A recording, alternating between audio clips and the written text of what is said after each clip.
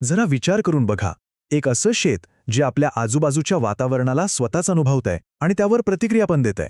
म्हणजे जणू काही त्या शेताला स्वतःची चेतासंस्था आहे. आता कदाचित वाटेल, शेताला मेंदू कसा असू शकतो?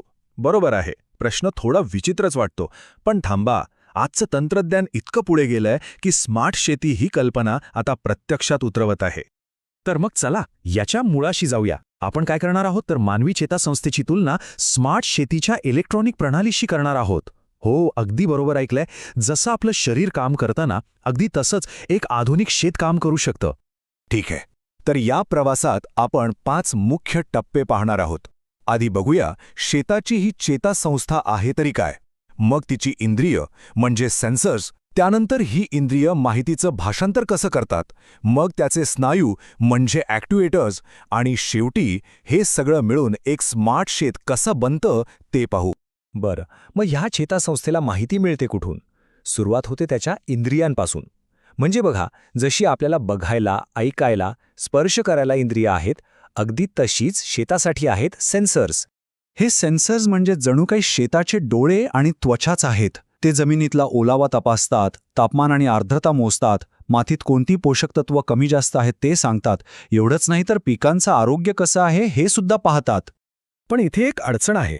हे सेन्सर्स जी माहिती गोळा करतात ना, ती असते ॲनालॉग भाषेत. आता ही एक अशी भाषा आहे जी या सिस्टमचा डिजिटल मेंदू म्हणजे आपला मायक्रो कंट्रोलर थेट समजूच शकत नाही. दोघांची भाषाच वेगळी आहे. मग काय करायचं? इथे गरज लागते एका भाषांतरकाराची, एक असा दुवा जो सेन्सरची भाषा मेंदूला समजेल अशा भाषेत बदलून देईल. पण थांबा, हे इतकं सोपं नाहीये.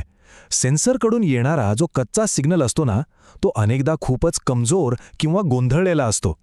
कल्पना करा, जसं एखाद्या गर्दीच्या ठिकाणी आपल्याला कोणाचा तरी आवाज अस्पष्ट ऐकू येतो, तसंच काहीसं.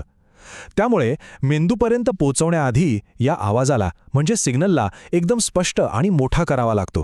ही प्रक्रिया साधारणपणे 3 टप्प्यांमध्ये होते. सगळ्यात आधी त्या कच्च्या सिग्नलला सिग्नल कंडिशनिंग वापरून स्वच्छ आणि ताकदवान बनवलं जातं. मग येतो ॲनालॉग टू डिजिटल कन्व्हर्टर म्हणजे ADC. हा त्या सिग्नलला डिजिटल भाषेत रूपांतरित करतो. आणि मग हा स्वच्छ डिजिटल सिग्नल मायक्रो कंट्रोलरपर्यंत पोचतो, जो त्याला सहज समजू शकतो. म्हणजेच हे सिग्नल कंडिशनिंग आणि ADC मिळून या संपूर्ण प्रणालीचे खरे भाषांतरकार आहेत. त्यांचं काम काय? तर शेताला जाणवणाऱ्या भौतिक संवेदनांना डिजिटल विचारांमध्ये बदलणं. कमाल आहे ना? चला, आता माहिती मेंदूपर्यंत पोहोचली. इथे मायक्रो कंट्रोलर या सगळ्या माहितीचं विश्लेषण करतो आणि मग ठरवतो की पुढे काय करायचं. अगदी आपल्या मेंदूप्रमाणेच. बरं, मेंदूने तर निर्णय घेतला, पण आता प्रत्यक्ष काम कोण करणार, म्हणजे कृती कोण करणार?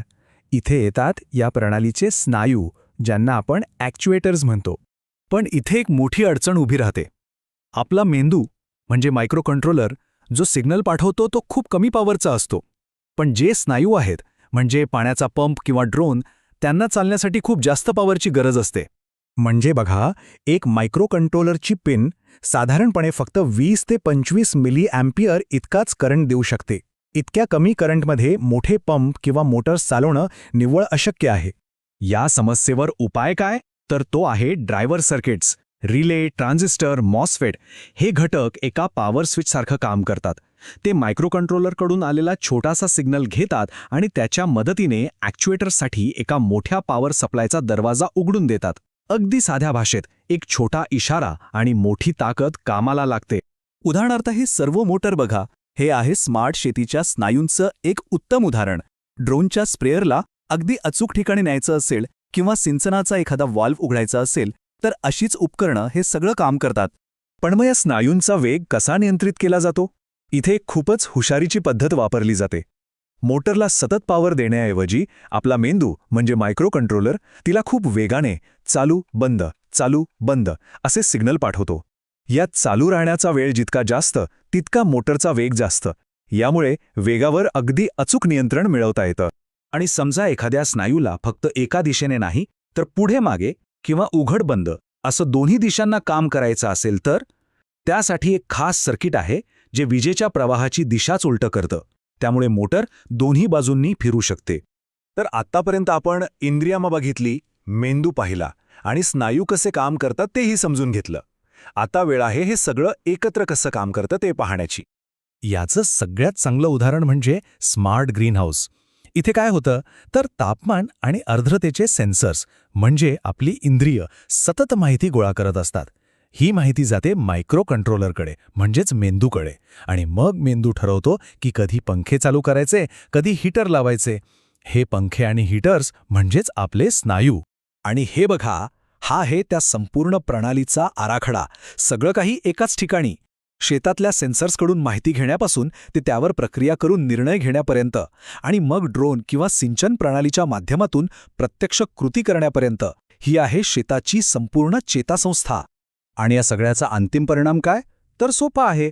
उत्पन्न वाढतं, पाणी आणि खतांसारख्या मौल्यवान संसाधनांची बचत होते आणि सगळ्यात महत्त्वाचं म्हणजे शेती जास्त टिकाऊ आणि फायदेशीर बनते. म्हणजे थोडक्यात काय तर ही संपूर्ण प्रणाली म्हणजे मानवी चेतासंस्थेचीच एक इलेक्ट्रॉनिक प्रतिकृती आहे. सेन्सर झाले डोळे आणि त्वचा, मायक्रो कंट्रोलर झाला मेंदू आणि ॲक्च्युएटर्स म्हणजे आपले स्नायू. पण हे सगळं तंत्रज्ञान जसं शेतीमध्ये येत आहे तसा एक मोठा प्रश्न आपल्यासमोर उभा राहतो की या ऑटोमेशनच्या युगात जिथे यंत्र जगाचं पोट भरत आहेत तिथे शेतकरी असण्याचा खरा अर्थ काय असेल? विचार करण्यासारखा प्रश्न आहे, नाही का?